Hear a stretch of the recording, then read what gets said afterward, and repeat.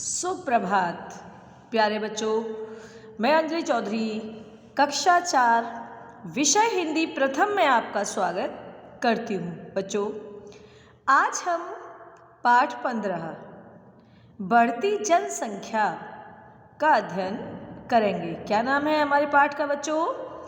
बढ़ती जनसंख्या। जनसंख्या आप सभी जानते हैं क्या होता है। चलिए बच्चों, आज हम इस पाठ को समझेंगे। क्या आपको सड़कों पर भारी भीड़ दिखाई देती है? तो हमें देती है। हर जगह जहाँ भी हम देखते हैं वहाँ हमें बहुत सारी भीड़ दिखाई देती है, चाहे वो बाजार हो, अस्पताल हो, स्कूल्स हो, कोई भी जगह हो, हर जगह काफ़ी भीड़ हमें दिखाई देती है। क्या यही हमारा परिणाम है बढ़ती जनसंख्या का? हमें सभी जगह बहुत जनसंख्या दिखाई देती है, भीड़ दिखाई देती है, यही परिणाम है कि इतनी ज़्यादा हमारी आबादी बढ़ चुकी है कि हर जगह बस स्टैंड पर, रेलवे स्टेशन पर, सभी जगह हमें भीड़ ही भीड़ दिखाई देती है। बच्चों, क्या आप जानते हैं कि बढ़ती जनसंख्या ने देश को किस प्रकार प्रभावित किया है? आज हम इसी के विषय में इस अध्याय में समझेंगे। चलिए बच्चों, समझते हैं। आज से लाखों वर्ष पूर्व पृथ्वी पर इंसानी आबादी बहुत कम थी। लाखों वर्ष पूर्व मतलब पहले पृथ्वी पर इंसानी आबादी यानी इंसानों की जनसंख्या, आबादी मतलब जनसंख्या इतनी नहीं थी, बहुत कम थी। उस समय लोग सामान्यतया जंगलों में रहते थे। उनका जीवन बहुत सादा था। कैसा था लोगों का जीवन? सादा था, और वो सामान्यतया जंगलों में रहते थे। पहले घर नहीं थे, शहर नहीं थे, गांव नहीं थे।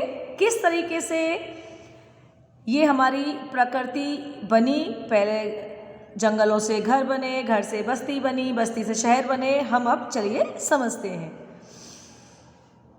मनुष्य का जीवन बहुत सादा था। उनकी आवश्यकताएं बहुत थोड़ी थी, यानी उनकी ज़रूरतें बहुत थोड़ी थी। अन्न प्राप्ति की कृषि संबंधी रीतियों से वे अनभिज्ञ थे, यानी वह जानते नहीं थे कृषि संबंधी रीतियों को, कैसे हम खेती कर सकते हैं, किस तरीके से हम अनाज पैदा कर सकते हैं, वो लोग जानते ही नहीं थे। वे प्राकृतिक पैदावार और फलों पर गुजारा करते थे। प्राकृतिक यानी अपने आप पैदा, कुदरती प्रकृति द्वारा बनाई गई चीज़ें, या कुछ भी हो सकता है, पेड़ पौधे फल, कुछ भी जो हम अपने आप ही पैदा होते हैं, उसी पर लोग अपना गुजारा करते थे, फलों पर गुजारा। वे जंगली जानवरों का शिकार करते थे और उनका मांस खाकर अपनी क्षुधा शांत किया करते थे। क्षुधा मतलब बच्चों भूख। क्षुधा का क्या मतलब होता है? भूख होता है। अपनी यानी जंगली जानवरों को मारते थे और उन्हीं का मांस खाकर अपनी भूख को शांत करते थे। नुकीले पत्थरों व हड्डियों से वे हथियारों का काम लेते थे, यानी नुकीले जो पत्थर होते थे जिनमें नोक होती थी, और हड्डियों से वो किसका काम लेते थे? हथियारों का। पेड़ों की छाल, पत्तों व पशुओं की खाल से अपने तन को ढकते थे। गर्मी, सर्दी, बरसात में वह अपने शरीर को कैसे ढकते थे? पेड़ की पत्ते और छाल और पशुओं की खाल से। उनके रहने के लिए मकान न थे, जैसा कि मैंने अभी आपको बताया था, उनके रहने के लिए मकान भी नहीं थे। वृक्षों की खोहों और पहाड़ों की गुफाओं में वे आश्रय लेते थे। बच्चों, रहने के लिए घर नहीं थे तो कहाँ रहते थे? खोह, जिसे आप गांव में खोखर बोलते हैं, जो पेड़ के अंदर एक बहुत बड़ा होता है सुराख सा, उसको। और पहाड़ों की गुफाओं में अपना आश्रय उन्होंने मतलब रहने का स्थान बनाया हुआ था। ईश्वर ने मनुष्य को अन्य प्राणियों से श्रेष्ठ बनाया है। इसे बुद्धि और सोचने समझने की शक्ति दी है। कैसे बच्चों? मनुष्य, आपने देखा है, हम इंसान हैं, हम सभी से अलग हैं। हमारे पास सभी कान है, आँख है, मस्तिष्क है, सब कुछ है, हमारे ज़रूरत की चीज़ें। लेकिन जानवरों के पास ऐसी चीज़ें नहीं है। जानवर के पास मस्तिष्क नहीं है, दिमाग नहीं है, वह हमारी तरह सोच विचार नहीं कर सकता। तो मनुष्य क्या है? सभी प्राणियों में श्रेष्ठ है। मनुष्य उसी शक्ति के आधार पर सोचता है और विचारता रहा है, और रहन सहन के तरीकों को उन्नत बनाता रहा है। जंगली और वहशी जीवन खतरों से भरा था। मनुष्य को हर समय जंगली जानवरों का भय लगा रहता था। बच्चों, जैसा आप भी जानते हैं कि अभी पीछे समय में गाँव में गुलदार आ गया था, सभी डरते थे। इसी तरीके से पहले जो मनुष्य रहते थे वो जानवरों के बीच ही रहते थे, उनको हर वक्त डर लगा रहता था कहीं से कोई जानवर ना आ जाए।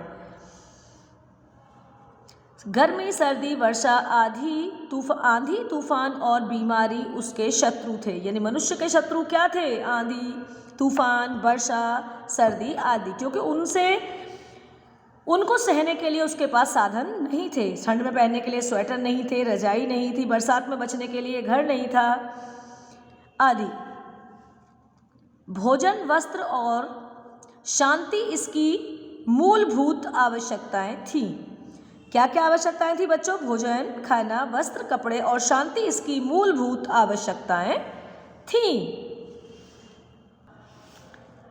ऐसे में यह अनिवार्यता समझी गई कि मनुष्य मिलजुल कर रहें, सब मिलजुल कर काम पूरा करें। इस आधार को सामने रखते हुए मनुष्यों ने स्थायी रूप से एक स्थान पर रहने का विचार करते हुए बस्तियां बसाईं और खेतीबाड़ी आरंभ की। बच्चों, जैसा मैंने आपको पहले बताया था, इन सब मूलभूत आवश्यकताओं के लिए मनुष्य ने क्या किया? पहले एक साथ रहना शुरू किया। एक साथ रहने के लिए उन्होंने क्या किया? बस्तियां, यानी 10-5 घरों को एक पास बनाया, वो बस्ती हो गई, और उसमें झोंपड़ियां डाली, वहां पर अपना रहना आरंभ किया। फिर उसके पास खेतीबाड़ी उन्होंने आरंभ की। क्या की? खेतीबाड़ी कि थोड़ा सा वहाँ पे हाथ से बने हुए हथियारों औजारों से वहाँ पे खुदाई की और वहाँ पे उन्होंने कुछ भी उगाना शुरू किया। यह मनुष्य के मिलजुल कर रहने के जीवन का प्रारंभिक काल था।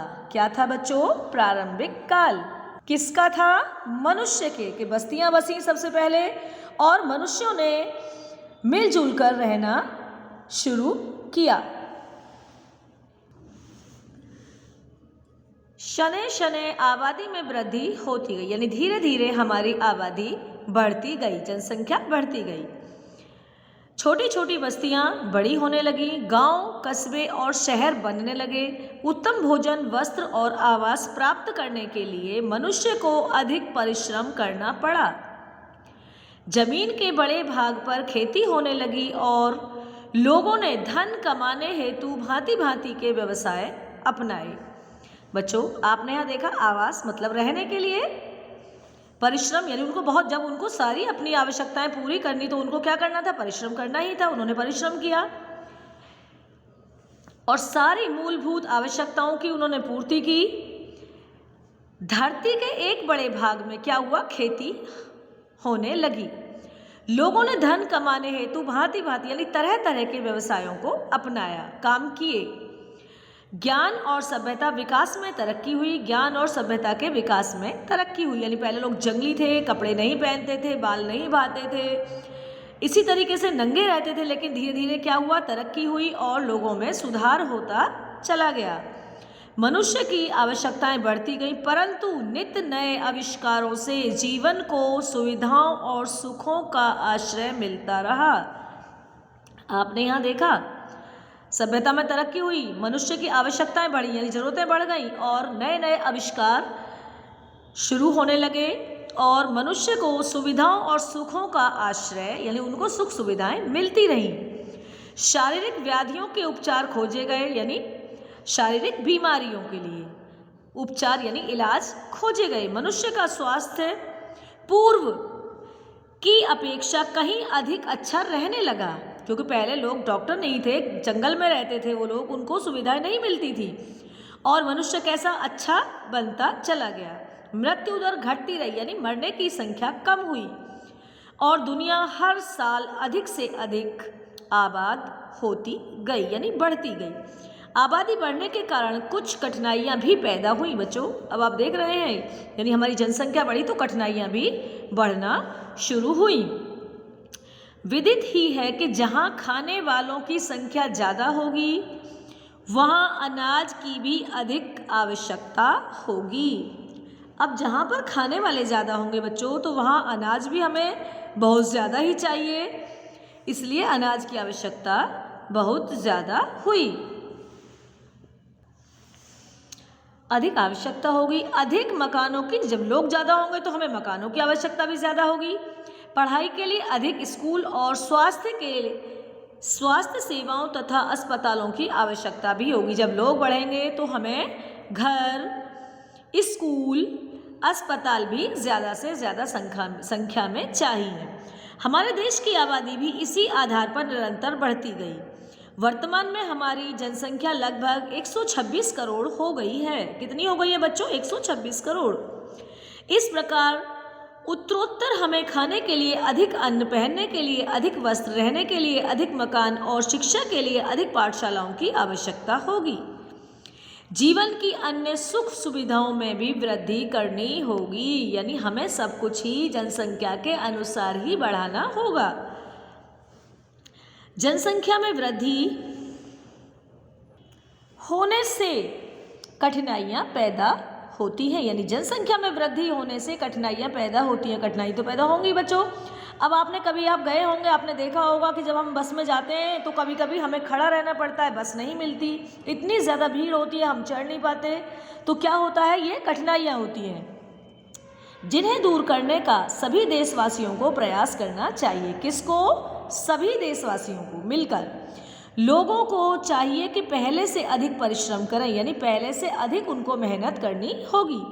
सभी लोग कार्य करें, यानी कोई भी खाली न बैठे, सभी कार्य करें, कोई भी बेकार न बैठे। प्रकृति के जितने भी प्राकृतिक संसाधन दिए हैं उनका सबके हितार्थपूर्ण लाभ उठाया जाए, यानी सभी के हितों के लिए लाभ उठाया जाए, लाभ उठाएं या उठाया जाए। पाठशालाओं में बच्चे पढ़ना लिखना सीखने के साथ साथ कोई ना कोई हस्तकला भी सीखें, ताकि शिक्षा से निवृत्त होते ही, यानी बच्चों की शिक्षा समाप्त होते ही वे जीविका कमाने में समर्थ बन सकें, यानी अपनी वो आमदनी कर सकें, जीविका यानी अपनी कमाई कर सकें।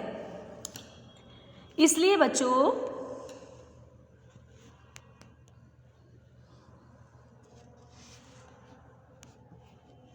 हमें इन बातों पर विशेष ध्यान देना है।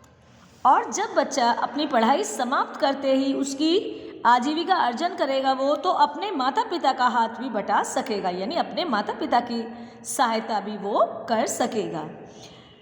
अंत में यही कहना पर्याप्त होगा कि जब जीवन की कठिनाइयों का सामना करने के लिए हर व्यक्ति तैयार रहेगा, तभी उन पर विजय पाई जा सकेगी। यानी हम सभी को मिलकर एक साथ करना है, तभी कठिनाइयों को हम दूर कर सकते हैं। साथ ही यह भी जान लेना अपेक्षित होगा कि बढ़ती जनसंख्या, अपेक्षित मतलब जरूरी, कि बढ़ती जनसंख्या देश के सभी संसाधनों का बहुत तेजी से उपभोग कर लेती है, यानी उनको बहुत जल्दी वह उपयोग में ले आती है। इस पर भी अंकुश लगाना होगा, अन्यथा जल, जमीन और हवा न केवल प्रदूषित होंगे अपितु सबके उपयोग के लिए भी न बचे रहेंगे। बच्चों आप सभी जानते हैं जिस तरीके से हमारे पानी कमी हो रही है, हमारा वायु प्रदूषण दूषित हो रहा है, हम सबको मिलकर प्रयत्न करने होंगे सभी में सुधार लाने के लिए। सभी बच्चे इस पाठ को दोबारा पढ़ेंगे व समझेंगे। चलिए बच्चों अभी हम एक बार शब्दार्थ और अध्ययन करते हैं। पूर्व, पहले, अनभिज्ञ, अनजान, प्राकृतिक, कुदरती, प्रकृति द्वारा बनाई गई, क्षुधा, भूख, आश्रय, शरण, श्रेष्ठ, उन्नत, मूलभूत, अनिवार्य, प्रारंभिक काल, शुरुआती समय, वृद्धि, बढ़ोतरी, आवास, रहने के स्थान, मकान आदि, परिश्रम, मेहनत, व्याधियाँ, बीमारियाँ आदि, हितार्थ, भलाई के लिए, अर्जन, कमाना, अपेक्षित, जरूरी, अंकुश, नियंत्रण या रोग। सभी बच्चे इस पाठ को पढ़ेंगे व समझेंगे, शब्दार्थ भी याद करेंगे बेटा और लिखकर भी देखेंगे। धन्यवाद।